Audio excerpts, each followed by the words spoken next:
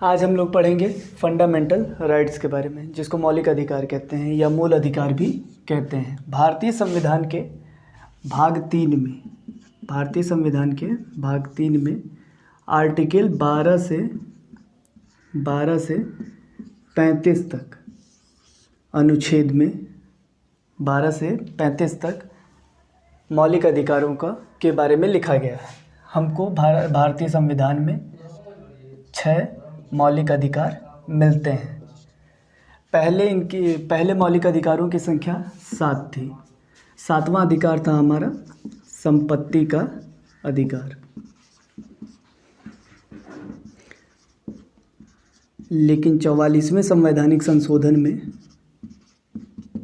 संपत्ति के अधिकार को मौलिक अधिकार की श्रेणी से हटा के कानूनी अधिकार बना दिया गया और इसको 31वें अनुच्छेद से हटा के संपत्ति के अधिकार को 300 क में शामिल कर लिया गया। अब हम लोग देखेंगे 6 मौलिक अधिकार कौन कौन से हैं जो भारत के नागरिकों को मिलते हैं संविधान के अनुसार। पहला है समानता का अधिकार, जिसके बारे में दिया गया है अनुच्छेद 14 से 18 तक लिखा गया है इसके बारे में। स्वतंत्रता का अधिकार दूसरा हमारा मौलिक अधिकार है, जिसके बारे में 19 से 22 तक लिखा गया है।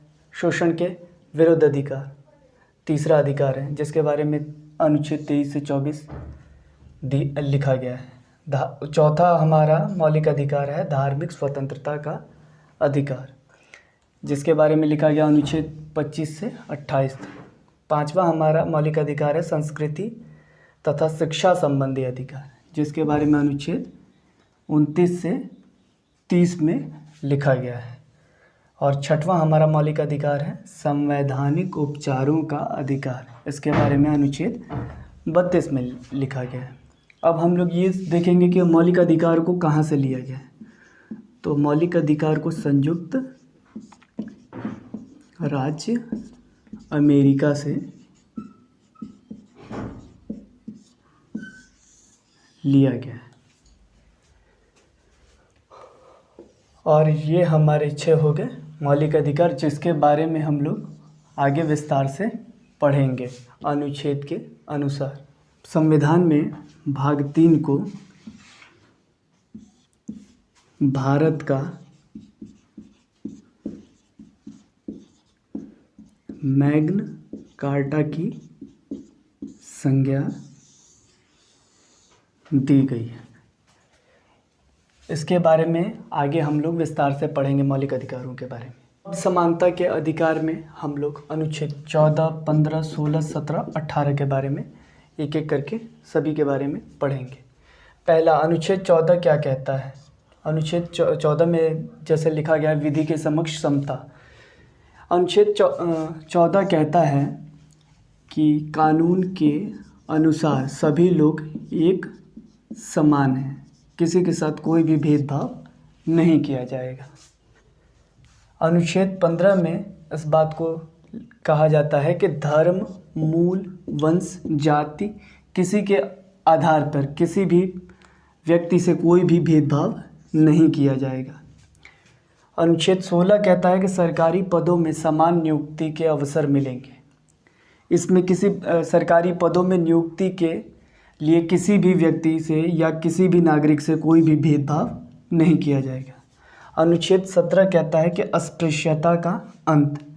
अनुच्छेद 17 में ये कहा गया है कि किसी प्रकार के छुआछूत को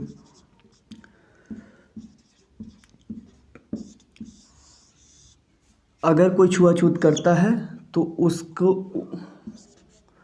उसके लिए दंड का विधान होगा। ये कौन सा अनुच्छेद कहता है हमारा अनुच्छेद 17। और अनुच्छेद 18 कहता है कि सेना और विद्या संबंधी उपाधि को छोड़कर कोई भी व्यक्ति किसी अन्य उपाधि को ग्रहण नहीं करेगा। और अनुच्छेद 18 यह भी कहता है कि अगर कोई बाहरी देश से या किसी बाहरी राज्य से कोई भी व्यक्ति अगर कोई उपाधि लेना चाहता है तो उसको राष्ट्रपति से आज्ञा लेनी आवश्यक है। ये हो गया हमारा समानता का अधिकार, अनुच्छेद 14 से लेकर 18 तक। इसके बाद हम लोग अगले सेशन में पढ़ेंगे स्वतंत्रता के अधिकार के बारे में।